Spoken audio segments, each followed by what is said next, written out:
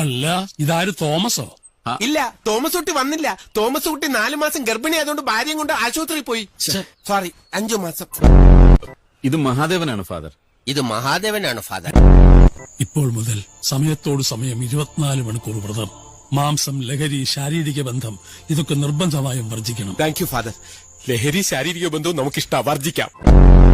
അയ്യേ, എന്താ ഇത്? ഇത് ചിക്കൻ, ഡക്ക, പോത്ത്. പോത്ത ഇത്രക്ക് ചെറുതാ, കിടാവായിരിക്കും.